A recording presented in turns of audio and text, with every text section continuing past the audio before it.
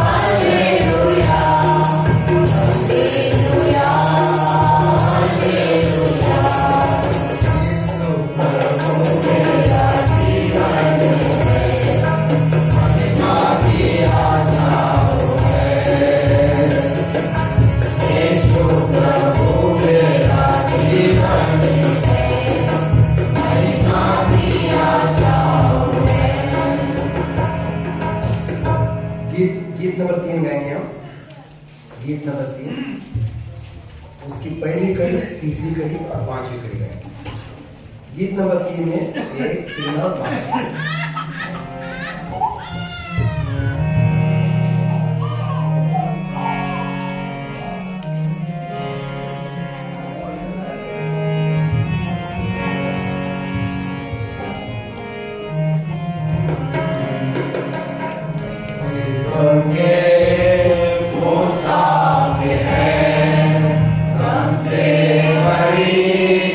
दुनिया है, जाएंगे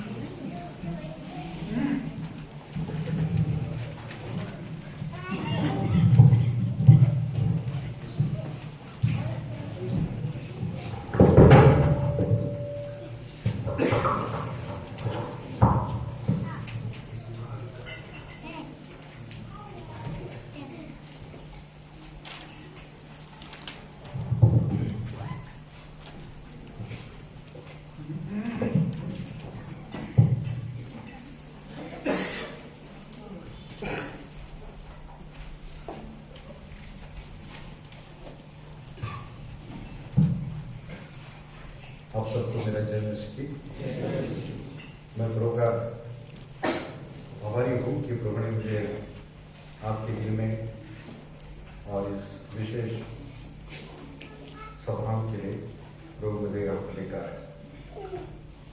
वैसे मुझे डायरेक्ट हिंदी में बोलने की अपनी आदत थोड़ा कम हो गई है, क्योंकि हमारे हमेशा ट्रांसलेशन होता है, तो हम एक सेंटेंस में बोलते हैं, वो दूसरे भाषा में एक सेंटेंस में बोलते हैं, उस तरह की आदत पड़ी हुई है। लेकिन आप डायरेक्ट बोल रहा हूँ तो थोड़ा सा शुरू में थोड़ा अटपटा लगेगा मेरे लिए, लेकिन आप उसको आप समझ लीजिएगा, एडजस्ट कीजिएगा। पिछले वर्ष भाई प्रहलाद ने मुझे यहाँ पर आने के लिए कहा था, लेकिन उस समय मेरा प्रोग्राम कहीं पर फिक्स था, इसलिए मैं नहीं आ पाया।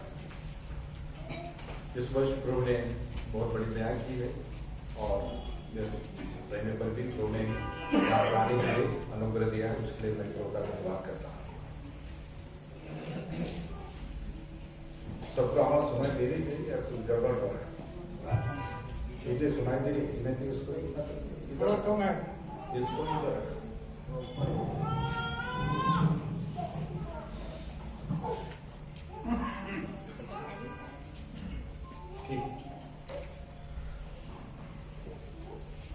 आइए, जो वचन प्रभु ने हमें इस सभा के लिए दिया है उसको पढ़ेंगे। इब्रानियों के पत्र उसका 10 अध्याय 37 वचन हम लोग मिलकर पढ़ेंगे। एब्रिल चैप्टर है उसका 30 इसको हम लोग मिलकर पढ़ेंगे, क्योंकि अब बहुत ही थोड़ा समय है जबकि आने वाला आएगा और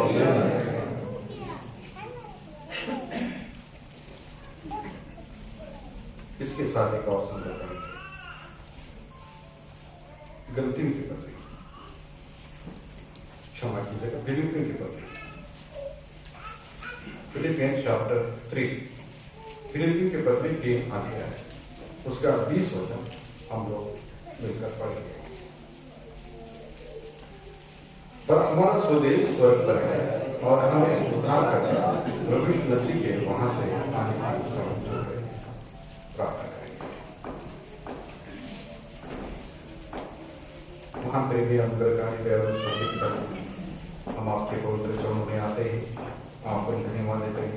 आज के दिन का ये समय हम सबके जीवन में आपने ठहराया कि हम लोग आपके इस भवन में आपकी पवित्र उपस्थिति में इकट्ठे हो सके। धन्यवाद देते हैं प्रभु, आपने कितने बड़े दया हम पर की। दुनिया के लाखों करोड़ों लोगों में से आपने प्रभु यीशु मसीह में हमको चुना, आपने हमारा उद्धार किया। धन्यवाद देते अपने लोग, अपने प्रजा आपने हमको बनाया।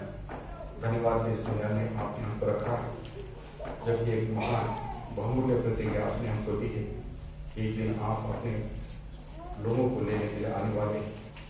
धन्यवाद देते प्रभु, आपके आगमन की तैयारी में आपने अपने पवित्र आत्मा को हमको दिया, आपके जीवित वचन को हमको दिया, आपके महिला को, आपके संत लोगों को, आपके दासों को आपने हमको दिया, और आप हमें आपके आगमन के लिए तैयार कर रहे हैं। इसके लिए भी आपको धन्यवाद देते हैं। हमारी प्रार्थना प्रभु, आपके बड़े बड़े वचनों के द्वारा हमको आशीष दीजिए। आपके वचन को देने के लिए आप मेरी सहायता कीजिए। आपके चुने हुए शब्द आप मेरे मुंह में डालिए। आपके आत्मा की आवाज को सुनने के लिए आपके लोगों की सहायता कीजिए। आपके वचन को समझकर उसको ग्रहण करने के लिए आपके लोगों को अच्छा मन दीजिए। इस समय को सबके लिए आत्मिक उन्नति का कारण बनाइए। आपके सामर्थ्य में देते हुए इस प्रार्थना को प्रभु यीशु मसीह के नाम से आपके पवित्र चरणों में लाते नमस्कार कीजिए। आमीन। इब्रानियों की पत्री उसका 10 अध्याय और 37 वचन में हम पढ़ते हैं। पूरा वचन यदि हम पढ़े तो वहां पर किस तरह से लिखा हुआ है, क्योंकि अब बहुत ही थोड़ा समय रह गया है जबकि आने वाला आएगा और तीर्थन करेगा। आपके जो थीम है, जो विषय है, उसमें अब बहुत ही थोड़ा समय रह गया है। थोड़ा समय रह गया है, इसका मतलब ये है कि समय जब थोड़ा रह जाता है तो उस समय की कीमत बहुत बढ़ जाती है। आपके पास बहुत पैसा है तो उस पैसे की कीमत नहीं रहती। कुछ लोगों के उनके पास इतना धन है कि पैसा उनके लिए कागज है, उतनी कीमत नहीं है। मतलब जरूरत से ज्यादा पैसा होना उसकी कीमत को घटा देता है। और यदि हमारे पास यदि पैसा कम हो जाए, बहुत कम हो जाए, तो हम उस पैसे को बहुत ही सावधानी से इस्तेमाल करते हैं। मतलब यह कि अपनी कितनी सारी जरूरतें रहेंगी तो भी हम उसमें मतलब प्रायोरिटी देते हैं। प्रायोरिटी मतलब हम किस चीज को प्राधान्य देना है, कौन सी चीज ज्यादा जरूरी है, कौन सी चीज जरूरी नहीं है, इस बात को सोच करके उस पैसे को खर्च करते हैं। मतलब यह है कि जब पैसा कम हो जाता है तो उसकी वैल्यू बढ़ जाती है। उसी तरह से जब समय कम हो जाता है तो प्रभु के लोगों के लिए उस समय की वैल्यू बहुत है, उसकी कीमत बहुत है। और ये जो समय जो हम कम बता रहे हैं, प्रभु का वचन जो बता रहा है कि समय कम हो गया है, किस बात के लिए कम हो गया है?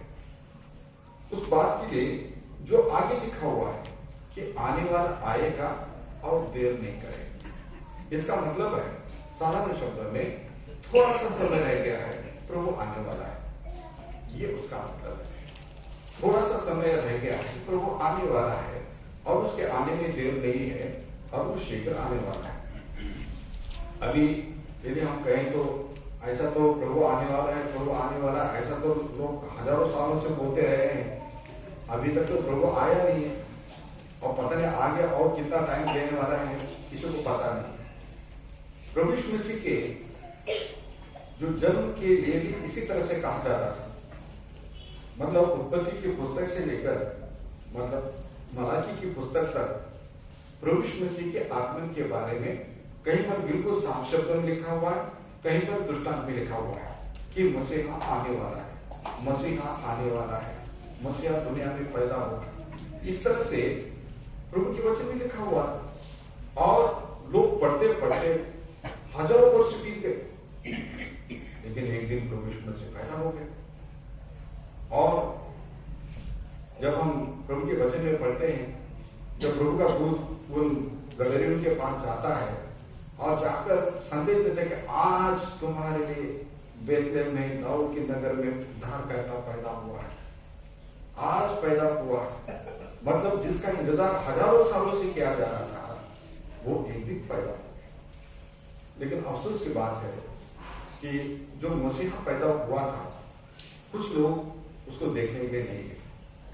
बहुत सारे लोग देखने के लिए आए, जिसे लिखा हुआ चरवाहे लोग तुरंत उसी समय बेतलेहम चले गए और उन्होंने उस बालक को चरनी में सोया हुआ देखा।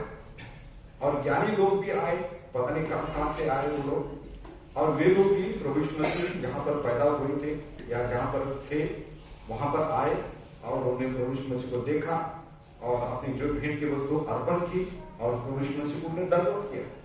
अब वो अपने देश को चले गए। लेकिन हम पढ़ते हैं जब हेरोदेस राजा ने जब महायाजकों से पूछा कि मसीहा का जन्म कहाँ होने वाला है, और जब ज्ञानियों ने जब राजा से कहा था कि यहूदियों का राजा पैदा हुआ है, तो हेरोदेस के समझ में आया कि ये कौन से राजा के बारे में ये ज्ञानी लोग बात कर रहे हैं। तो उसको लगा कि ये मसीहा के बारे में बात कर रहे होंगे, क्योंकि यहूदी लोग हमेशा बोलते हैं कि हमारा उद्धारकर्ता पैदा होने वाला है, हमारा मसीहा पैदा होने वाला है। और जैसे ही हेरोदेस ने राजा जो महायाजकों को बुलाकर पूछा कि बताओ मसीहा कहाँ पैदा होने वाला है, तुरंत उन्होंने पुस्तक को निकालकर मिका की पुस्तक को खोल करके वहां से वो बता देते हैं कि मसीहा दुनिया में पैदा होने वाला है, वो बेतलेहम में पैदा होने वाला है। बेतलेहम में पैदा होने वाला है, ये बात राजा को मालूम हुई। अब बेतलेहम और उसके आसपास इतने सारे लोग पाए जाते हैं, इतने सारे बच्चे पाए जाते हैं, वो ढूंढना राजा के लिए मुश्किल लगा। तो वो ज्ञानी को बोलता है कि तुम जाकर पहले बच्चे को ढूंढ करके फिर उसको मालूम करो और मुझे आकर बताओ ताकि मैं भी आकर उसको दंडवत करूं। कपट से ऐसा बोल रहा था। लेकिन हम पढ़ते हैं कि परमेश्वर के आत्मा ने उन ज्ञानियों को उसके पास जाने नहीं दिया। और हम ये देखते हैं जो महायाजक लोग थे, जिन्होंने परमेश्वर के वचन को खोलकर हेरोदेस राजा को बताया, देखो हमारी पुस्तक में यहाँ पर लिखा हुआ है मसीहा पैदा होने वाला है, बेथलेहम में पैदा होने वाला है। वो राजा को बताए उन्होंने, लेकिन उस मसीहा को देखने के लिए वो खुद नहीं गए, महायाजक नहीं गए। क्योंकि क्या होता है कि लोग पढ़ते हैं, लोग सुनते हैं, लेकिन उनके अंदर इच्छा नहीं रहती उस मसीहा को जानने की, उस सच्चाई को देखने की या सच्चाई को पाने की, और इसलिए लोग दुनिया में नाश हो जाते हैं। अब इसी तरह से जो मसीहा, वही प्रभु यीशु मसीह दुनिया में फिर से आने वाला है। जब पहली बार वो आया, मनुष्य के रूप में पैदा हुआ और मनुष्य के उद्धार के लिए जो काम करना था, बहुत ही इंपॉर्टेंट काम करना था, वो काम उन्होंने पूरा किया। कलवरी के क्रूस के ऊपर बलिदान दिया, अपने पवित्र लहू को बहाया, मनुष्य के पापों का दोष अपने ऊपर लेकर मनुष्य के बदले में वो क्रूस के ऊपर मरा। और ये बहुत कठिन काम था, लेकिन महत्वपूर्ण काम था। ये काम प्रभु यीशु मसीह ने पूरा किया। और इतना ही नहीं, बल्कि वो दफनाए जाने के बाद वो अपने कहने के अनुसार जी उठे और अपने शिष्यों के देखते हुए स्वर्ग में चले गए और अपने शिष्यों को आज्ञा दी कि दुनिया में इस उद्धार के संदेश को तुम प्रकट करो।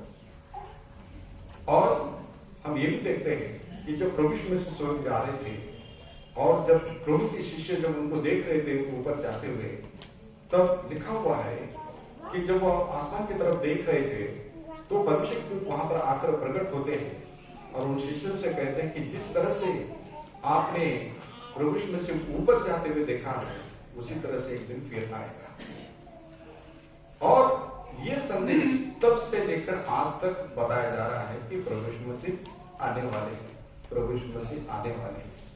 1 साल गुजर गया, 100 साल गुजर गए, 1000 साल बीत गए और इस तरह से 2000 साल बीत गए और अभी तक प्रभु यीशु मसीह नहीं आए। किसी को भी पता नहीं कि प्रभु यीशु मसीह कब आएंगे। लेकिन पवित्र शास्त्र बाइबल बताती है कि प्रभु यीशु मसीह आएंगे, क्योंकि जैसे उनके जन्म के बारे में बताया गया था, वैसे ही उनके दोबारा आने के बारे में बाइबल बताती है। लेकिन प्रभु का धन्यवाद हो कि प्रभु ने अपने आगमन के बारे में बहुत सारे चिन्ह बताए गए, बहुत सारे परिस्थितियों का उन्होंने वर्णन किया कि प्रभु यीशु मसीह के आगमन से पहले दुनिया में किस तरह की परिस्थिति रहेगी। और हम दुनिया की तरफ देखें तो, दुनिया की परिस्थिति की तरफ देखें तो हमको तो ऐसा लगता है कि प्रभु यीशु मसीह को आगे आना चाहिए।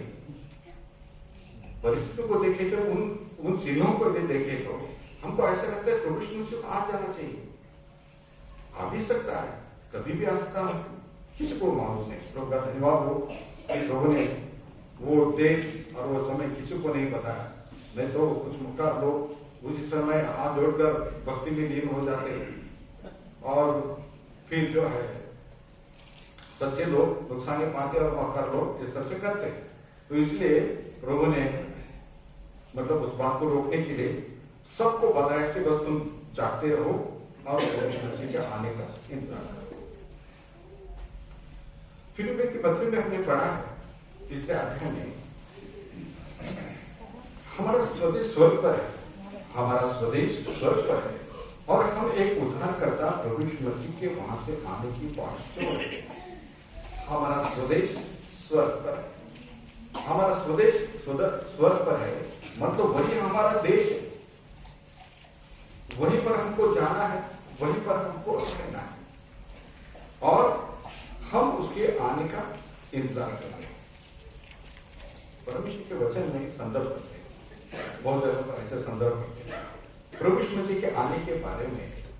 मैं ये 2-3 दिन में कुछ उदाहरण आपको बताऊंगा कि प्रभु यीशु मसीह जो आने वाले हैं, प्रभु यीशु मसीह का जो आगमन है वो किस तरह का आगमन है, उसकी मतलब तुलना की गई या उसको कंपेयर करके बताया है, दृष्टांत रूप में बताया है। परमेश्वर के वचन में हम पढ़ते हैं कि प्रभु यीशु मसीह एक दूल्हे की तरह आने वाले हैं। मत्ती 25 अध्याय में भी हम पढ़ते हैं जहां पर 10 कुंवारे का दृष्टांत है। आधी रात को धूम मचेगी, देखो दूल्हा आ रहा है। और भी दूसरी जगह पर संदर्भ पढ़ते हैं कि प्रभु यीशु मसीह मतलब एक दूल्हे के रूप में आने वाला है। दूल्हे के रूप में आने वाला है, ये तो बहुत महत्वपूर्ण बात है। प्रभु आएगा, लेकिन प्रभु के लोगों का रोल क्या है? आपका मेरा रोल क्या है? आपकी मेरी जिम्मेदारी क्या है? दूसरे शब्दों में आपकी मेरी तैयारी क्या है? प्रकाशित वाक्य की पुस्तक उसका 19 अध्याय, रेवलेशन चैप्टर 19, प्रकाशित वाक्य की पुस्तक उसका 19 अध्याय।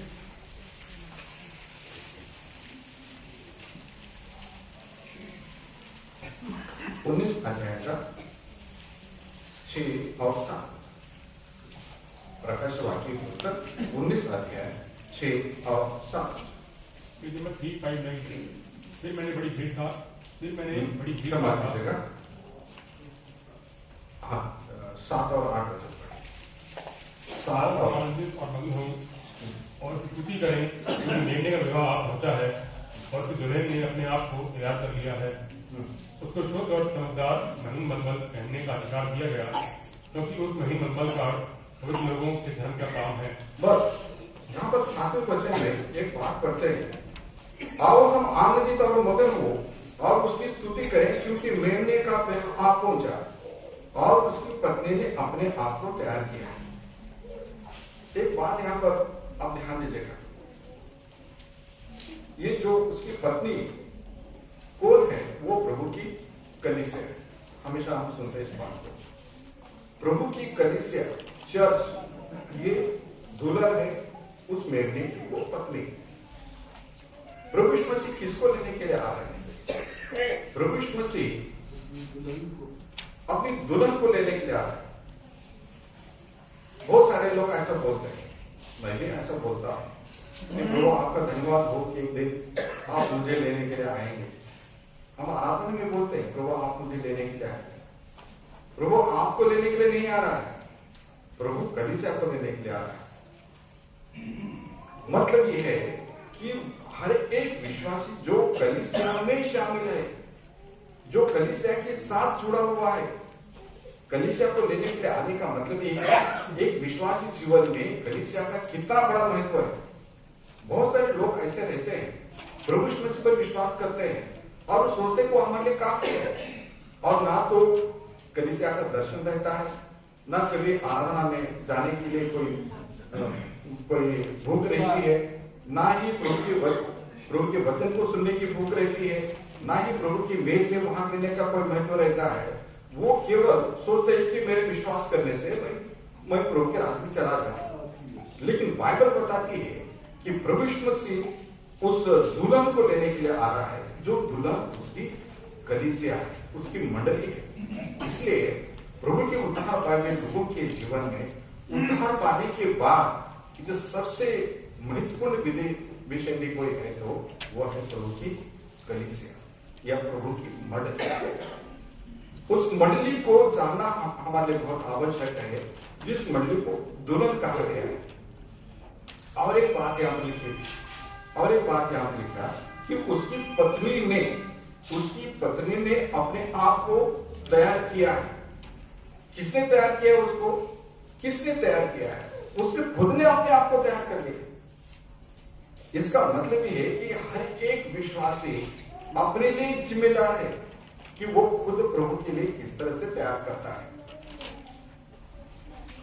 दुनिया की रीति से जब किसी की शादी होती है, किस लड़की की जब शादी होती है, तो क्या करते हैं जो लोग, मतलब घर के लोग, जो मतलब बड़ी बहनें होती हैं या जो भी उनके घर वाले होते हैं, उस दुल्हन को तैयार करते हैं, तैयार करके उसको लेकर जाते हैं, शादी के लिए लेकर जाते हैं। अभी तो थोड़ा जमाना बदल गया और हर कोई ब्यूटी पार्लर में जा रहा है और उधर से थोड़ा पता नहीं क्या बनकर आ रहे हैं। ऐसा लगता है कि वही बहन है या कोई दूसरे आदमी के बदले। यहाँ तक बदलाव हो जाता है, आवाज से पहचानना पड़ता वो बहन कोई है। ऐसी परिस्थिति पैदा हो गई। बाइबल बताती है उसकी पत्नी ने अपने आप को तैयार कर लिया, अपने आप को तैयार करना है प्रभु के आगमन के लिए। कई बार मतलब ये सोचते हैं कि प्रभु के दास लोग या दूसरे लोग, हम केवल प्रभु का वचन देते हैं, हम आपके लिए प्रार्थना करते हैं, लेकिन वो प्रभु के राज में जाने की या प्रभु से मिलने की तैयारी जो है, वो इच्छा उसके अंदर रहना है, उस विश्वास के अंदर रहना है। और इसलिए यहाँ पर लिखा हुआ है कि उसकी पत्नी ने अपने आप को तैयार कर लिया। ये बहुत इंपॉर्टेंट बात है। इसका मतलब ये है कि प्रभु के आगमन की तैयारी की जिम्मेदारी पूर्ण रीति से विश्वासी की है, आपकी खुद की जिम्मेदारी है। यदि आप तैयार पाए गए तो आप आशीषित हैं, यदि आप इन्हें तैयार नहीं पाए गए तो उसके लिए आपको जिम्मेदार ठहरेंगे। परमेश्वर के वचन में वो तैयारी के बारे में इफिसियों के पत्र में एक संदर्भ करते हैं। इफिसियों के पत्र उसका 5 है।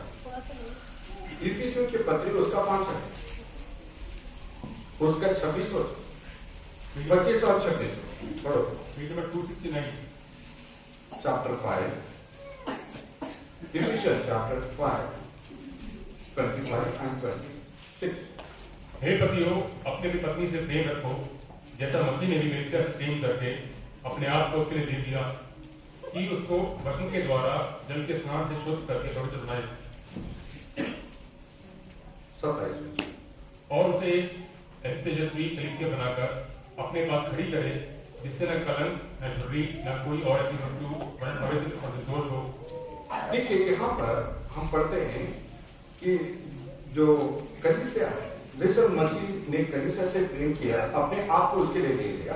26 वचन में पढ़ते हैं कि उसको वचन के द्वारा जल से स्नान करके शुद्ध बनाए। यहाँ पर जो स्नान जो उसको दिया जा रहा है, स्नान जो कराया जा रहा है, किसके द्वारा किया जा रहा है? वचन के द्वारा, वचन के जल के द्वारा स्नान किया जा रहा है। मैं सोचता हूं इस जो दुल्हन होती है, दुल्हन जब स्नान करती, शादी के दिन में कोई लड़की जब स्नान करती है, मुझे तो ऐसा नहीं लगता कि कोई घर वाले उसको स्नान कराते हैं। ऐसा होता क्या था? कभी नहीं होता। वो खुद स्नान करती है, वो खुद स्नान करती है। भले कपड़े दूसरे लोग बना दूसरा मेकअप वगैरह दूसरा कोई करे, लेकिन वो स्नान वो खुद करती है। और ना केवल उस दिन की बात है, बल्कि परमेश्वर का वचन ऐसा बताता है कि वो जो दुल्हन वो खुद शुद्ध और पवित्र होने के लिए परमेश्वर के वचन को प्रतिदिन अपने जीवन में लेते रहते हैं। मतलब वचन रूपी पानी से हमेशा उसको शुद्ध होना पड़ता है। ये एक दिन का कार्य नहीं है, बल्कि जब तक उद्धार पाने से लेकर जब तक वो दुनिया में वो विश्वासी जीवित रहता है, तब तक वो प्रभु के वचन के द्वारा से अपने आप को शुद्ध करता रहता है। ये हर उसकी जिम्मेदारी है। यदि आप प्रभु का वचन पढ़ते हैं, प्रभु के वचन से आप शुद्ध होते रहते हैं, प्रभु का आत्मा कोई कमी कमजोरी बताता है, पश्चाताप करते हैं, प्रभु के लहू से अपने आप को शुद्ध करते हैं, तो ये विश्वासी का वो अपना वो मतलब कार्य, इंपॉर्टेंट कार्य है। और उसके द्वारा से वो पवित्रता उनके जीवन में आते रहेगी। मैं परमेश्वर के वचन में से ये दुल्हन के बारे में केवल 2 बातें बताऊं, 2 इंपॉर्टेंट बातें बताऊं। ये दुल्हन जो शब्द है, दुल्हन ये जो शब्द है, ये स्पिरिचुअल मैच्योरिटी को दिखाता है। दुल्हन ये शब्द है, ये प्रौढ़ व्यक्तित्व को दिखाता है। मतलब है कि जिस दुल्हन की, जिस लड़की की शादी होती है, उसकी शादी तभी होती है जब वो प्रौढ़ बनती है, या दूसरे आम शब्दों में जिसको मैच्योर है बोलकर बोलते हैं। और मैच्योरिटी वो शरीर में रहती है, मैच्योरिटी उसकी समझ में रहती है, वही दुल्हन बनती है। यदि वो मतलब बच्ची रहे, नादान रहे, बालक रहे, इस तरह से यदि वो मतलब उतनी समझ में नहीं बढ़ पाई है या शारीरिक रूप से नहीं बढ़ पाई है, वो दुल्हन बनने के लायक नहीं रहती, नहीं करता कोई शायद उनसे। मतलब ये है कि ये बहुत बार हम देखते हैं ऐसे माताएं जो अपनी बेटियों को कभी कभी डांट देती, इतनी बड़ी हो गई अभी तक तुमको अकल नहीं है, मतलब शरीर में तुम बड़े हो गए लेकिन अभी अकल का ठिकाना नहीं तुम। इसका क्या मतलब, शरीर में बढ़ते जा रहे हो लेकिन दिमाग नहीं बढ़ रहा है, तुम्हारी समझ नहीं बढ़ रही है। और इसलिए उनको बहुत बार बोलते हैं, जब हम कभी लोगों से मिलते हैं, आपके बच्चे अभी बड़े हो गए, बड़े दिख रहे हैं। हाँ बड़े तो हो गए, शरीर में तो दिख रहे हैं अभी, लेकिन इनकी समझ है बच्चे कैसे। मतलब ये है कि वे लोग बढ़ नहीं पाए। मैं आपको एक सावधानी का इशारा बता रहा हूं, यदि आप आत्मिक रीति से नहीं बढ़ पाए तो, यदि आत्मिक रीति से प्रौढ़ नहीं बन पाए तो आप दुल्हन बनने के लिए फिट नहीं, आप लायक नहीं है, आप दुल्हन बन नहीं सकते। इसलिए हमारे बहुत आवश्यक है कि प्रभु के वचन के अनुसार हम लोग दिन प्रतिदिन प्रभु की मैच्योरिटी में बढ़ते जाए। इफिसियों के पत्र में एक बहुत अच्छा संदर्भ हम पढ़ते हैं, उसको हम पढ़ेंगे। इफिसियों के पत्र और उसका 4 अध्याय, इफिसियों के पत्र उसका 4 अध्याय, उसमें 12 वचन और 13 वचन, 12-13 वचन। जिससे पवित्र लोग सिद्ध हो जाए और सेवा का काम किया जाए और मसीह की देह उन्नति पाए, जब तक कि हम सबके सब विश्वास और परमेश्वर के पुत्र की पहचान में एक ना हो जाएं और एक सिद्ध मनुष्य न बन जाएं और मसीह के पूरे डील दौर तक न बढ़ जाएं। कितना बढ़ना चाहिए, कितना बढ़ना चाहिए? मसीह के डील दौर तक। ये डील दौर शब्द जो समझ में आ रहा है ना, डील दौर मतलब उसके स्टेचर उसको बोलते हैं, मतलब उसके लेवल में। शादी में कई बार बोलते हैं जोड़ी बहुत अच्छी है, ऐसा बोलते हैं। जोड़ी बहुत अच्छा मतलब जैसे वो मतलब हाइट में है, वो हाइट से मैच करता हुआ है, मतलब ऐसा बोलते हैं। तो प्रभु हमको कैसे बढ़ाना चाहता है, कहां तक बढ़ाना चाहता है? मसीह की डील दौर तक और आगे आगे बढ़िए। 14 वचन, ताकि हम आगे को बालक न रहे, आगे को हम बालक न रहे। ये है चेतावनी, आगे को बालक न रहे। ध्यान दीजिएगा इस बात को, यदि आप बालक रहे तो आप प्रभु की दुल्हन नहीं बन सकते। और इसलिए प्रभु चाहता है कि उस बचपन से हमको बाहर निकलना चाहता है। एक समय था हमने प्रभु को ग्रहण किया और प्रभु को हम पिता कहने लगे। मेरा स्वर्गीय पिता, मेरा अपना पिता, इब्राहिम, इसहाक और याकूब का परमेश्वर मेरा परमेश्वर, मेरा स्वर्गीय परमेश्वर, स्वर्गीय पिता। इस तरह से हम कहकर हम आराधना करते हैं, हम प्रार्थना करते हैं। लेकिन उसके साथ ही साथ हम आत्मिक जीवन में बढ़ते जाते हैं और ये बढ़ने की क्रिया हमारे बहुत आवश्यक है। इसलिए वचन में एक संदर्भ पढ़ते हैं, पढ़ेगा पहला कुरिन्थियों उसका 13 अध्याय, पहला कुरिन्थियों उसका 13 अध्याय, उसमें पढ़ेगी 11 वचन। Chapter 13 and verse 11। Page number 240। जब मैं बालक था तो मैं बालकों के समान बोलता था, बालकों का संबंध था, बालकों की समझ थी, परंतु जब सियाना हो गया तो बालकों की बातें छोड़ दी। ये है आपकी उन्नति। क्या लिखा हुआ? जब मैं बालक था तो बालकों की नहीं बोलता था, बालकों की सी मेरी समझ थी, बालकों का सा मेरा मन था, बालकों की सी मेरी समझ थी। जब सियाना हो गया तो बालकों की बातें छोड़ दी। इसको बोलते हैं आत्मिक मैच्योरिटी, इसको बोलते हैं आत्मिक रीति से प्रौढ़ता में बढ़ते जाना। और प्रभु ये चाहता है कि जब प्रभु को ग्रहण करे तो कोई भी प्रौढ़ नहीं बनता। प्रभु को ग्रहण करने के बाद हमारी समझ बहुत थोड़ी रहती है, लेकिन जैसे जैसे दिन बीतते जाते हैं, जैसे जैसे प्रभु की संगति में हम बढ़ते जाते हैं, तो हमारी समझ खुलती जाती है और आत्मिक जीवन में हम उन्नति करते चले जाते हैं। और प्रभु के वचन के अनुसार हम एक दुल्हन बनने की उस योग्यता में हम धीरे धीरे बढ़ते जाते हैं। लेकिन वो परिवर्तन हमारे जीवन में आता है और ये है कि जब मैं सियाना हो गया तो बालकों की बातें मैंने क्या किया, छोड़, बालकों की बातें मैंने छोड़ दी क्योंकि अब मैं प्रौढ़ हो गया। परमेश्वर के वचन में एक संदर्भ पढ़ते हैं हमको, इब्रानी के पत्र उसका 5 होते हैं, इब्रानी के पत्र उसका 5 होते हैं।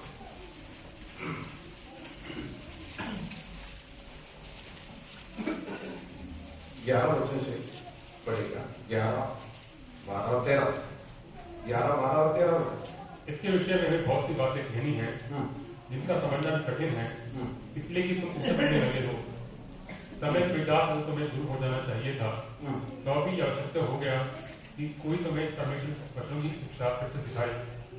तुम तो ऐसे हो गए हो कि तुम्हें अन्न के बदले अब तक दूध ही चाहिए, क्योंकि दूध पीने वाले बच्चे को तो धर्म के वचन की पहचान नहीं होती, क्योंकि वह बालक है। बस यहाँ पर हम पढ़ते हैं प्रभु का दास इब्रानी के पत्री को लिखते हुए यहाँ पर कह रहा है कि बहुत सी बातें हैं, इसके विषय में हमें बहुत सी बातें कहनी है जिनका समझना भी कठिन है, इसलिए कि तुम ऊंचा सुनने लगे हो। समय के विचार से तुमको गुण हो जाना चाहिए था, लेकिन क्या यह आवश्यक हो गया है कि तुम्हें परमेश्वर के वचनों की आदि शिक्षा कैसे सिखानी, और ऐसे हो गए कि तुम्हें अभी अन्न के बदले अभी दूध ही चाहिए।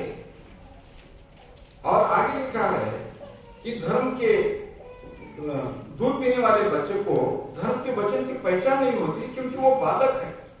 यहाँ पर प्रभु का दास इन विश्वासियों को ये वचन लिखते हुए एक तरह से उनको डांट भी रहा है और उनको चेतावनी दे रहा है कि इतना समय बीत गया, अब ये है कि आपको इस समय के अनुसार तुमको गुरु हो जाना चाहिए था, मतलब इतनी समझ तुम्हारे अंदर आ जानी चाहिए थी कि तुम दूसरों को भी सिखाते।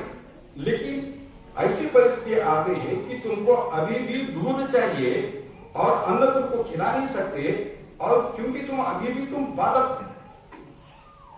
ये बात क्या प्रकट करती है कि ये लोग प्रभु की समझ और प्रभु के ज्ञान में ये नहीं बढ़ रहा। यहां पर ये बात प्रभु का दास ये कब कह रहा है, इसके ऊपर के वचन को यदि पढ़े, यदि 5 अध्याय के पूरे पहले वचन से लेकर 10 वचन तक पढ़े या 4थे अध्याय को पढ़े, तो यहाँ पर पढ़ने के द्वारा हमारे समझ में आता है कि प्रभु का दास पुराने नियम के उस पवित्र स्थान के बारे में बता रहा है जो मूसा के समय में इस्राएल के बीच में जो बनाया गया पवित्र स्थान की बात कर रहा हूं मैं।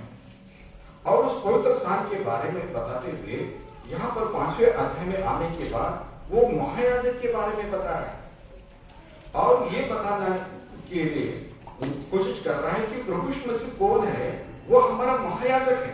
इसीलिए 5 अध्याय के 10 वचन में पढ़े तो वहां पर लिखा हुआ है, और उसे परमेश्वर की ओर से मलकीसेदेक की रीति पर महायाजक का पद मिला।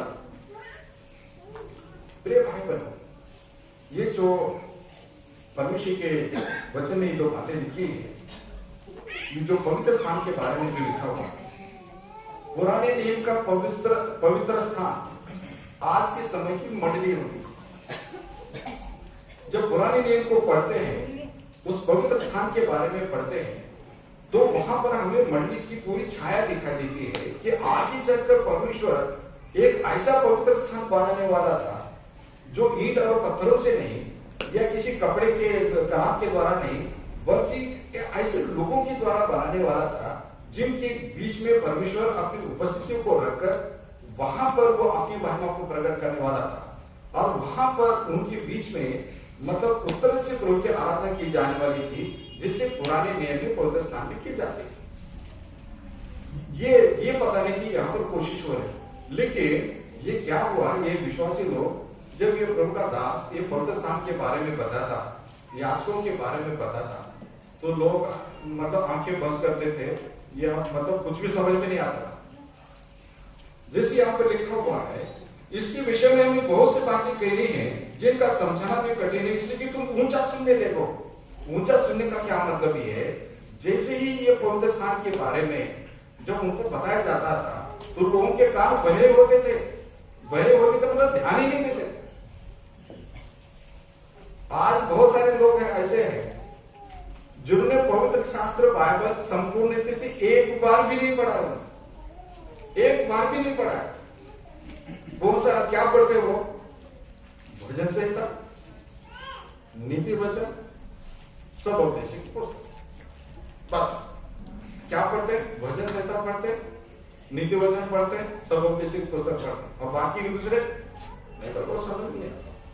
कोई उत्पत्ति के पुस्तक भी कोई पढ़ लेता है, निर्गम में पढ़ता है क्या? कोई निर्गम भी पढ़ लेगा।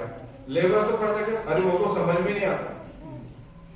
व्यवस्था में पढ़ते क्या? वो भी समझ नहीं आता। गिनती कुछ समझ में नहीं आती। एक बार एक भाई से पूछा, वो भाई हिंदू था, प्रभु को स्वीकार किया उसने, तो उसको बाइबल देंगे मतलब नया नियम पढ़ो इसको, तो पूछा उसको जो बाइबल दिया आप पढ़ते क्या? हाँ पढ़ता हूँ, लेकिन वो उधर जहां पर वो मछली पकड़ने का लिखा है ना उसको छोड़कर पढ़ता हूँ, क्योंकि वो शाकाहारी है, उसको मछली पकड़ने का मतलब उसको अच्छा नहीं लगता, इसलिए वो मछली पकड़ने का वो छोड़ करके बाकी दूसरा पढ़ता हूँ। मतलब ये है कि लोग परमेश्वर के वचन को वो मतलब संपूर्ण रीति से नहीं पढ़ते। इसका मतलब क्या है? ये पवित्र शास्त्र, पूरा पवित्र शास्त्र, इसमें परमेश्वर की योजना हमको दिखाई देती है, परमेश्वर का महान विचार उसमें दिखाई देता है।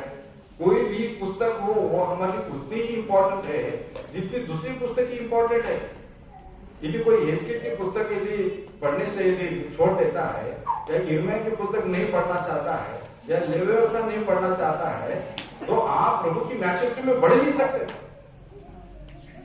यदि निर्गमन की पुस्तक में यदि आप पवित्र स्थान नहीं पढ़े तो महायाजक की सेवा आप कैसे समझेंगे? यदि निर्गमन की पुस्तक नहीं पढ़े, यदि लेवी व्यवस्था नहीं पढ़े, तो वो मेमना जो हमारे पापों के प्रायश्चित के लिए जो बलिदान हुआ उसके महत्व को कैसे समझेंगे? वो हमारे लिए पाप बलि हुआ, प्रभु यीशु से हमारे लिए पाप बलि हुआ, वो कैसे समझेंगे? वो हमारे लिए मतलब वो दोष बलि हुआ, हमारे लिए वो होम बलि हुआ, कैसे समझेंगे? इसीलिए मतलब ये पुराने नियम में जो पवित्र स्थान है वो प्रभु के बलिदान की छाया है और प्रभु की मंडली की छाया वहां पर दिखाई देती है। परमेश्वर के वचन में हम ये भी देखते हैं कि ये जो इब्रानियों 5 अध्याय में प्रभु यीशु मसीह के महायाजक बनने के बारे में मैं आपको बताना चाहता हूं। प्रभु यीशु मसीह का बलिदान को आप जितना महत्व देते हैं, मैं भी महत्व देता हूं कि वो हमारे पापों के लिए प्रायश्चित हुआ, लेकिन प्रभु यीशु मसीह जो महायाजक है वो सेवा हमारे लिए बहुत इंपॉर्टेंट है। इस्राएल लोगों से भी पूछते हैं कि महायाजक का महत्व आपकी दृष्टि में क्या है, वो बोलता महायाजक है इसलिए सब कुछ है हमारे लिए, क्योंकि उनको पापों की क्षमा पाने के लिए वो बलिदान का जो मेमना है वो महायाजक के पास लेकर जाना पड़ता था, महायाजक के हाथ में उसको देना पड़ता था। ये रहो, ये है वो मेमना, मेरे पापों का प्रायश्चित होना है, आप उसको लीजिए और आप मेरे तरफ से उसको बलिदान कीजिए, क्योंकि मैं डायरेक्ट नहीं कर सकता हूं। परमेश्वर ने महायाजक को अथॉरिटी दिया है। और इतना ही नहीं बल्कि कोई भी जो बलिदान है, कोई भी होम अर्पण भी करना है या स्वेच्छा बलि से भी कुछ अर्पण करना है, तो लोगों को किसके पास जाना पड़ता था? महायाजक के पास जाना पड़ता था। और इसलिए यहाँ पर हम पढ़ते हैं प्रभु यीशु मसीह के महायाजक की सेवकाई के बारे में बताते हुए प्रभु का दास यहाँ पर रुक जाता है और कहता है कि तुम ऊंचा सुनने लगे हो, तुम बहरे हो गए हो, समय की विचार से तुमको गुरु हो जाना चाहिए था, लेकिन अभी तक तुम बालक हुए, और इसलिए जो बालक होता है उसको परमेश्वर के धार्मिकता के वचन की पहचान नहीं होती है। इसका क्या मतलब हुआ? इमैच्योरिटी। इसका मतलब हुआ आत्मिक जीवन में नासमझ रहना। और ऐसे आत्मिक जीवन में जो नासमझ रहता है, दुनिया की रीति से नासमझ है तो समझ में आता है, नासमझ रहे तो उसकी शादी में प्रॉब्लम है। अब इसीलिए समय के हिसाब से उस लड़की को मतलब घर वाले लोग, दूसरे लोग उसको ट्रेन करते हैं और फिर उसको एकदम शादी के लिए उसको फिट बनाते हैं। मतलब ये है कि वो पूरी रीति से मैच्योर रहती है और शादी होने के बाद पूरा पूरा वो अपना खाना संभाल सकती है। मतलब ये है कि जिस तरह से दुनिया की रीति से ये मैच्योरिटी हमारे लिए आवश्यक है, उसी तरह से हमें आत्मिक रीति से भी मैच्योर बनना बहुत आवश्यक है। उसके लिए क्या करना है, उसके लिए क्या करना है, परमेश्वर के वचन को संपूर्ण रीति से पढ़ना। कोई भी पुस्तक उसको मिस नहीं करना है, भले ही आपको समझ में ना आए लेकिन उसको पढ़िए। एक बार समझ में नहीं आया कोई बात नहीं, 2 बार पढ़िए, 2 बार नहीं आया तो 3 बार पढ़िए, लेकिन उसको पढ़िए जरूर, कुछ भी मिस नहीं करना है। और जब आप प्रार्थना के साथ उसको पढ़ते जाएंगे तो प्रभु उस वचन को आपको समझाते जाएंगे। एक समय था जब मैं नया नया विश्वासी था, तो ये जो वंशावली लिखी है ना उत्पत्ति की पुस्तक में और मत्ती समाचार, वो पढ़ना मेरे लिए बहुत मुश्किल होता है, क्योंकि एक तो नाम तो अजीब है, वो पढ़ने को भी नहीं आता है।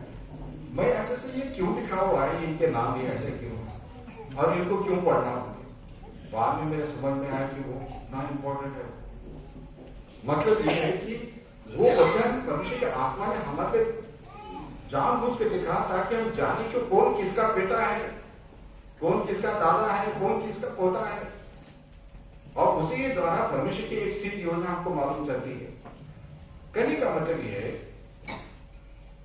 समय के हिसाब से तुमको मैच्योर हो जाना चाहिए था, क्योंकि एक दुल्हन के लिए बहुत आवश्यक है कि वो मैच्योर है। मैच्योर है। दूसरी बात बता, दुल्हन बनने का एक जो दूसरा एक मतलब होता है, उसके मैच्योरिटी का एक दूसरा प्रमाण मिलता है। मैच्योरिटी हमेशा ना केवल ज्ञान में बल्कि वो एक्शन में दिखाई देती है। मतलब हमारी क्रिया में, हमारे व्यवहार में वो आत्मिक मैच्योरिटी दिखाई देती है। आपने कभी देखा होगा छोटे बच्चे जो झगड़ते हैं ना, छोटे बच्चे जब झगड़ते हैं बहुत ही मामूली बातों पे झगड़ते हैं। मेरे बच्चे भी ऐसे थे, मेरे जोड़ा बच्चे थे छोटे, मैं कोई चीज जब मार्केट से कोई खरीद कर लाता हूँ, बहुत सारी पैकिंग की चीजें रहती है, वो अंदर की चीज निकाल कर वो क्या करते हैं, हम क्या करते हैं, उसको फेंक देते हैं डस्टबिन की तरफ, ऐसा फेंक देते। वो दौड़ते हुए जाते उसको उठाने के लिए, और एक दिन उठाता, वो बोलते मेरा है, वो बोलता है वो मेरा है। वो कौन सी चीज है, वो फेंकने वाली चीज है। उसके अंदर की जो कीमती जो जरूरी चीज थी वो निकाल लिया हमने, लेकिन ऊपर का कवर थोड़ा अच्छा है। जैसे रहता मोबाइल का देखो, वो बॉक्स कितना बढ़िया रहता है, फेंकने का दिल नहीं करता उसको, भले वो किसी काम का नहीं आना, इतनी सुंदर पैकिंग रहती है। अब ये बच्चों के लिए वो कवर करके उसको बहुत इंपॉर्टेंट है। मतलब ये है कि ऐसी एक मतलब चिल्लर चीजें, फेंकने वाली चीजें और मतलब जिसकी कोई कीमत नहीं है, वेस्ट चीजें, मतलब फेंकने के लायक है, उसकी चीजें उसके पीछे झगड़। बच्चे जो रहते हैं ना केवल चीजों के लिए झगड़ते, बल्कि आप उनसे पूछो, वो जो स्कूल में जाने वाले हो ना, तो वो टीचर लोगों से पूछो बच्चे कैसे झगड़ते हैं। वो बोलते कि इसने मुझे वो लिया, क्या बोलते हैं, मुझे धक्का दिया, उसने मेरी पेंसिल छीना, और इसने मुझे ऐसा उंगली से नोचा, कुछ भी ऐसा बोलते रहते और झगड़ा करते रहते। मतलब ये क्या दिखाता है, ये बच्चे नादा। बहुत बार हम अपने बच्चों को ऐसे बोलते हैं, बच्चे समझ नहीं, झगड़ रहे या इस तरह का व्यवहार कर रहे हैं।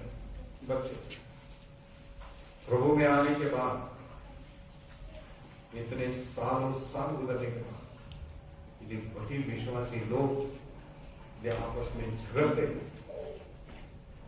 तो उनको बच्चे बोलना चाहिए या समझदार दुल्हन बोलना चाहिए।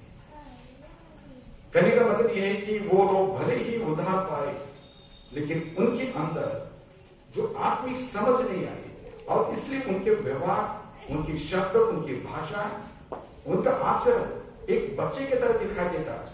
समझ, स्पिरिचुअल जो अंडरस्टैंडिंग है उनके अंदर है ही नहीं। मैं जो बोल रहा हूं, क्या ये सब कुछ में ये प्रभु का स्वभाव है, ये जो मैं कर रहा हूं क्या इसमें प्रभु प्रसन्न होगा, ये जो मैं कर रहा हूं क्या इसमें प्रभु के नाम पर महिमा आएगी? इस बात से उनको कोई परवाह नहीं। और इसीलिए प्रभु का दास पौल उनके लिए एक बात कहता है, पहला कोरिन्थियों फर्स्ट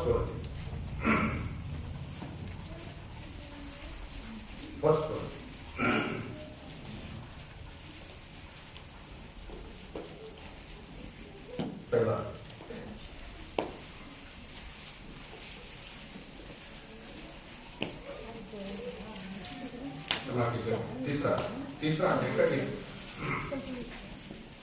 तीसरा अध्याय का पहला कोरिन्थियों 3:1 पढ़ो। हे भाइयों, मैं तुमसे सीधी से बातें ना कर सका जैसे आत्मिक लोगों से, परंतु जैसे शारीरिक लोगों से, और उनमें से और उनसे जो मसीह में बालक है। आगे मैंने तुम्हें दूध पिलाया, अन्न ना खिलाया, क्योंकि तुम उसको नहीं खा सकते, वरन अब तक भी नहीं खा सकते हो। यहां पर प्रभु का दास बताता है कि तुम मसीह में बालक हो बोल के मैं तुमसे ऐसे बातें नहीं कर सका जैसे आत्मिक लोगों से बात की जाती है, परंतु तुम शारीरिक जैसे लोग हैं और मसीह में बालक है। और तुम्हारी कैसी हालत है, तुमको अभी भी दूध पिलाना पड़ता है, तुमको अन्न नहीं खिला सकते क्योंकि अन्न तुम खा नहीं सकते, और अब तक भी तुम नहीं खा सकते। क्यों? तीसरे वचन में पढ़िए, तीसरे वचन। क्योंकि अब तक शारीरिक हो, इसलिए कि जब तुम में दाह और झगड़ा है तो क्या तुम शारीरिक नहीं और क्या मनुष्य की रीति पर नहीं चलते? क्योंकि जब एक कहता है मैं पौलुस का हूँ और दूसरा मैं पौलुस का हूँ, तो क्या तुम मनुष्य नहीं? यहाँ पर ये कुरिन्थियों की मंडली के बारे में प्रभु का दास यहाँ पर बता रहा है कि तुम्हारे अंदर मतलब झगड़ा होता है और तुम शारीरिक लोग हो क्योंकि तुम आपस में तुम बटे हुए हो। 4 वचन में हम पढ़ते हैं तो वहां पर लिखा है कि मैं पौलुस का, एक जन कहता है मैं पौलुस का, दूसरा कहता है मैं अपोलोस का, और तीसरा कहता है कि मैं मसीह का हूं। मतलब क्या हुआ है उनके बीच में? वो मंडली जो है, जो विश्वासी लोग है, वो आपस में मतलब अलग अलग गुटों में वो बटे हुए हैं, अलग अलग गुटों में बटे हुए हैं। इतना नहीं बल्कि वो आपस में झगड़ा कर रहे हैं बोल के लिखा हुआ है। इसी में इधर पहला अध्याय पढ़े तो पहला अध्याय उसका 11 वचन पढ़ो। First Corinthians chapter 1:11। क्योंकि हे मेरे भाइयों, खलुए के घराने के लोगों ने मुझे तुम्हारे विषय में बताया है कि तुम में झगड़े हो रहे हैं। आगे मेरे कहने का अर्थ यह है कि तुम में से कोई तो अपने आप को पौलुस का, कोई पौलुस का, कोई कैफा का, तो कोई मसीह का कहता है। देखिए ये भाइयों, मुझे मालूम चला है तुम्हारे बारे में कि तुम्हारे बीच में झगड़े हो रहे हैं। ये जो मंडली में जो झगड़े होते हैं ना, ध्यान से सुनिए, मंडली में जो झगड़े होते हैं ना, वो स्पिरिचुअल इमैच्योरिटी है, नहीं तो हो ही नहीं सकता। कैसे होगा? मतलब जो झगड़ा होने का मतलब क्या है? या तो वो जो झगड़ा कर रहा है या जिसके साथ भी झगड़ा कर रहा है, या तो उसके ऊपर अन्याय कर रहा है, या वो अपने प्रेस्टीज के लिए बात कर रहा है, या उसके ऊपर कुछ अधिकार जताना चाहता है, या किसी को सैडिस्ट बनकर किसी को मतलब अपनी बातों के द्वारा से उसको मतलब एक तरह से कुछ अपनी बातों से उसको तकलीफ देना चाहता है। और ये सब ये संसार की बातें हैं, संसार का स्वभाव है। बाइबल बताती है हम प्रभु का घराना है, बाइबल बताती है हम प्रभु का घराना है, हम लोग एक स्वर्गीय पिता की संतान है हम लोग। परमेश्वर ने हमें अलग अलग जातियों से, अलग अलग भाषाओं में से, अलग अलग प्रांतों में से, अलग अलग देशों में से चुना है। और हम ही नहीं बल्कि एक विश्व की मंडली है, पूरी दुनिया में हजारों लाखों करोड़ों लोगों की मंडली है। प्रकाश वाक्य की पुस्तक में पढ़ते हैं, प्रभु का दास कहता है कि मैंने एक मंडली को देखा, एक बड़ी भीड़ को देखा, श्वेत वस्त्र धारण किए हुए सिंहासन के सामने खड़ी है, और इतनी बड़ी भीड़ है वो गिने नहीं जा सकते। इतने लोग हैं उद्धार पा रहे लोग, पता नहीं कब से कितने लोग उद्धार पा रहे हैं। और हमें प्रभु के साथ रहना है, प्रभु के राज्य में रहना है। प्रभु के राज्य में रहना है तो वो प्रभु के राज में रहने की जो शिक्षा जो है वो प्रभु यहाँ पर हमको देता है। दुनिया की रीति से कोई बच्चे जो पढ़ाई करते हैं तो क्या रहता है कि एक थ्योरी पढ़ाई जाती है और एक प्रैक्टिकल पढ़ाया जाता है। मतलब जो कुछ क्लासरूम में पढ़ाया जाता है वो वर्कशॉप में उनसे प्रैक्टिकल करवाया जाता है, मतलब वो प्रैक्टिस है। तो थ्योरी और प्रैक्टिकल दोनों होने के बाद फिर उसकी पढ़ाई कंप्लीट होती है और बिल्कुल वो मतलब काम के योग्य बनता है। ये दुनिया में स्वर्ग में जाने की, स्वर्ग में रहने की हम प्रैक्टिस कर रहे हैं ये दुनिया में, और इस प्रैक्टिस में या प्रैक्टिकल में फेल हो गए तो फेल है वो। जो यहां पर शांति से नहीं रह सकता स्वर्ग में कैसे शांति से रहेगा? जो यहां पर एक तरह से एक दूसरे के साथ शत्रुता रखते, एक दूसरे के साथ बात नहीं करते, तुम स्वर्ग में कैसे बात करोगे भाई? पॉसिबल ही नहीं है वो। इसलिए कोई भी धोखा नहीं खाना चाहिए। इसलिए यहां पर प्रभु का दास बता रहा है कि तुम्हारे अंदर बचपना है, इसलिए तुम झगड़ रहे हो। एक लड़की की शादी नहीं हो सकती यदि उसके अंदर बचपना है तो उसको मैच्योरिटी में आना पड़ता है। इसलिए वचन बताता है कि उसकी पत्नी ने अपने आप को तैयार किया है। दुल्हन ये शब्द अपने आप में एक प्राउड स्त्री को प्रकट करता है। समझदार, मतलब लड़की वाले बोलते हैं हमारी बेटी समझदार है। जितने लोग उसको जानते हैं वो बोलते हैं बेटी समझदार है, समझ है उसको। और यदि समझ नहीं है तो उसकी समझ नहीं है तो वो कैसे रहती है? एक संदर्भ को पढ़िए, नीति वचन की पुस्तक उसका 14, नीति वचन की पुस्तक उसका 14, उसका 1 वचन, पेज नंबर 781, नीति 14 का 1। हर बुद्धिमान स्त्री अपने घर को बनाती है पर मूढ़ स्त्री उसको अपने हाथों से ढा देती है। क्या है? बुद्धिमान स्त्री अपने घर को बनाती है और मूर्ख स्त्री उसको अपने हाथों से ढा देती है। मूर्ख स्त्री मतलब वही जो दुल्हन थी, दुल्हन बनकर आई नए घर में और बना बना घर ढाने लगी हो अपने हाथों से। मतलब वो खुद घर को बनाती है और फिर ढाने लगती है। इसका मतलब ये है कि उसको इतनी अकल नहीं है, उस स्त्री को इतनी अकल नहीं है कि मैं जो कर रही हूं ये मेरे परिवार के लिए नुकसानी है। उस विश्वासी को ये अकल नहीं है कि ये जो मेरा व्यवहार है ये मंडली को हानि पहुंचाएगा। उसको इतनी समझ नहीं है कि ये जो मैं कर रहा हूं प्रभु का आत्मा इससे शोकित होगा।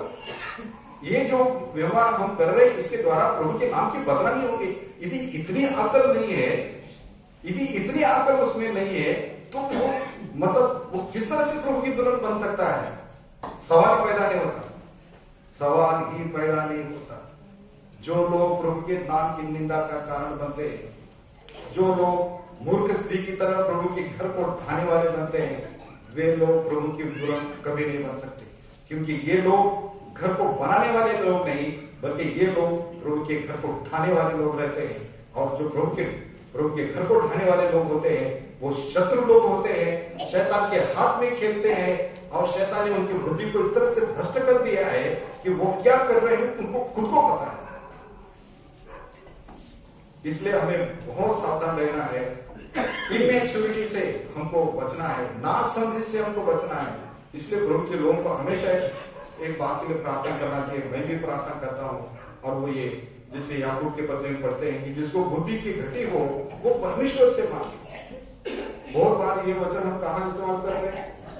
जो बच्चे एग्जाम के लिए जाते हैं कि प्रभु आपने कहा है बुद्धि घटी हो तो बुद्धि मांगे, तो वो एग्जाम के लिए थोड़ी लिखा है।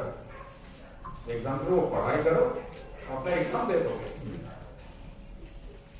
ये जो बुद्धि है कौन सी बुद्धि है? बुद्धि वो जो हमको ये बताए कि क्या सही है क्या गलत है, क्या सही है क्या गलत है। इसलिए वो लिखा हो इब्रानी की पत्री में संदर्भ पढ़े।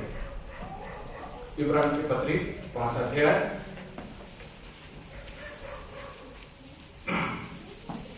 14 वचन पढ़े। और अंत सयानों के लिए है, अंत सयानों के लिए है, कि ज्ञानेंद्रिय अभ्यास करते करते भले बड़े भेद करने में निपुण हो गई है। निपुण हो गए हैं। सियाने कौन है? सियाने कौन है? जिनके ज्ञानेंद्रिय अभ्यास करते करते भले बुरे में भेद करने के लिए पक्के हो गए। मतलब उनको ऐसी समझ आ गई है, ये बात सही है।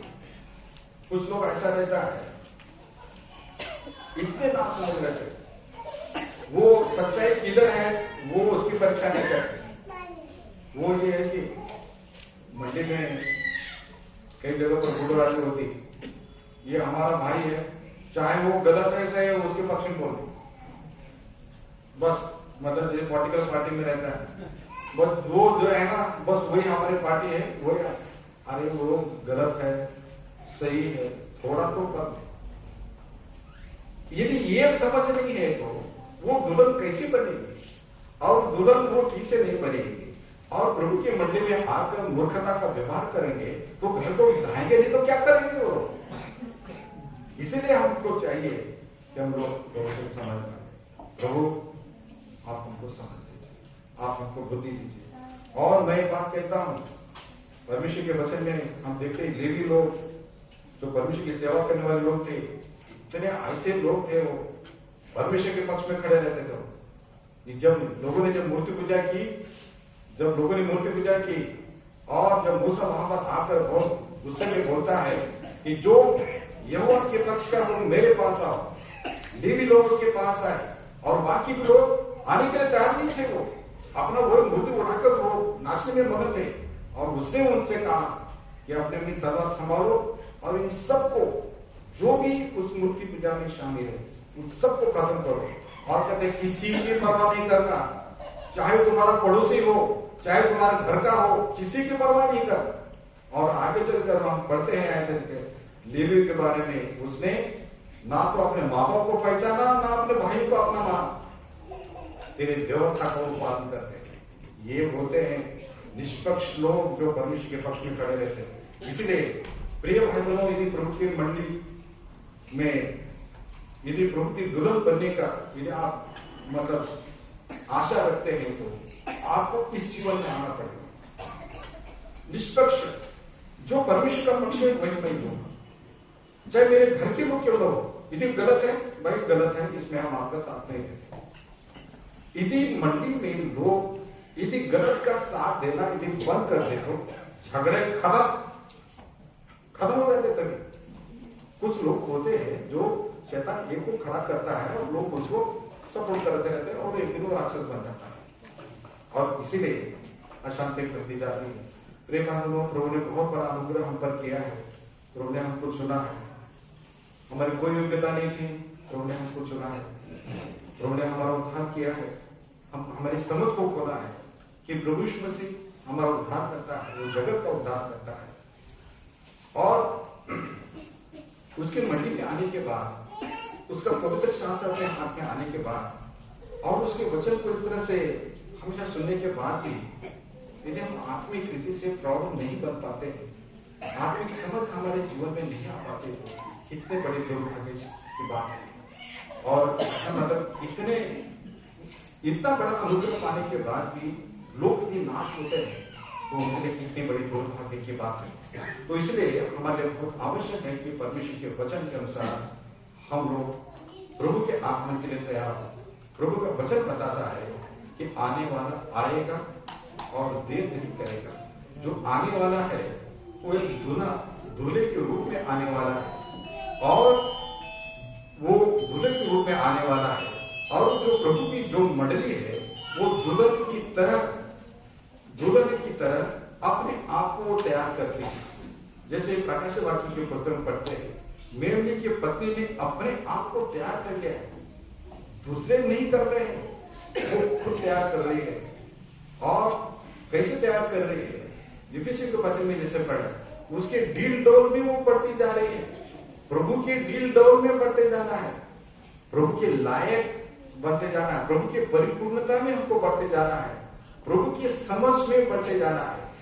और प्रभु की समझ में बढ़ते जाना है तो ये प्रभु के वचन का ज्ञान हमारे लिए बहुत आवश्यक है, क्योंकि ये प्रभु का ज्ञान है प्रभु का वचन है जो हमारी आत्मिक समझ को खोलता है। और इस वचन के सुनने के लिए हम कान बहने कर देते हैं, परमेश्वर के वचन को समझने के लिए अपना दिल यदि हम कठोर कर लेते हैं, तो मैच्योर बनाने का और कोई तरीका नहीं है, कोई तरीका। जैसे हम अपने बेटियों को सिखाते हैं बचपन से, बेटा ऐसा मत करो, ये मत करो, ऐसा करो, काम के बारे में, बात के बारे में हर चीज उसको समझाते हैं। परमेश्वर के वचन में प्रभु का दास पौल कहता है, बहुत सुंदर वचन है, मैंने एक ही पुरुष से तुम्हारी बात लगाई है कि तुमको एक पवित्र कुमारी की तरह मसीह को। कितनी बढ़िया बात है कि मैं तुमको मंडित रूप में कह रहा है कि मैं तुमको मसीह को एक पवित्र कुमारी की तरह मैं समर्पित करना चाहता हूँ।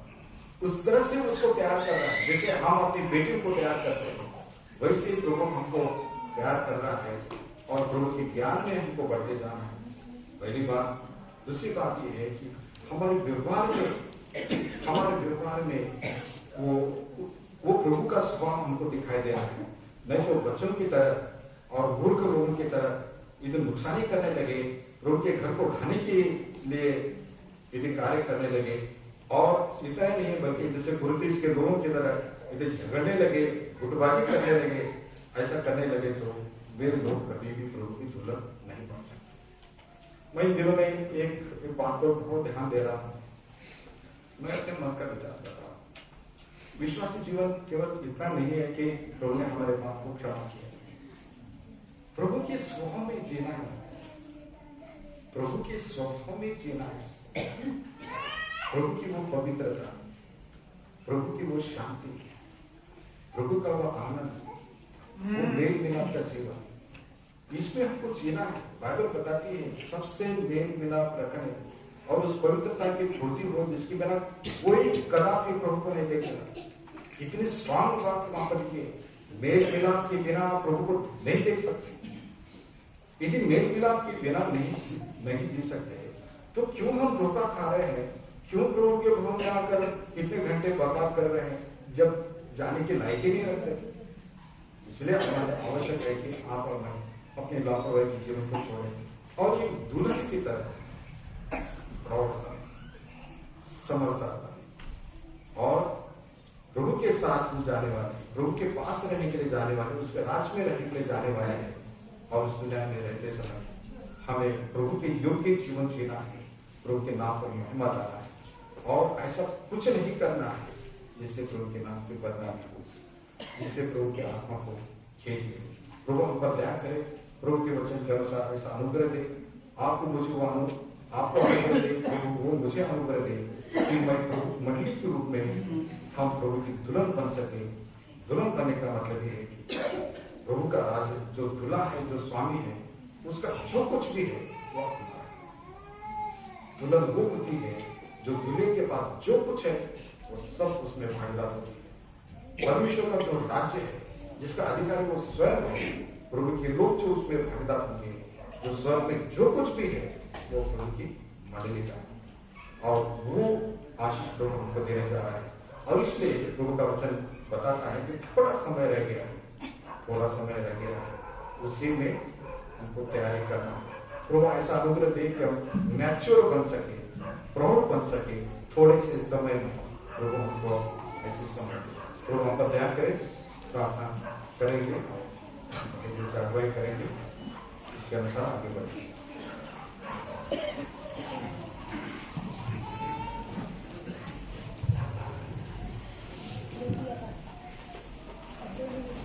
आइए हम प्रार्थना में जाएंगे।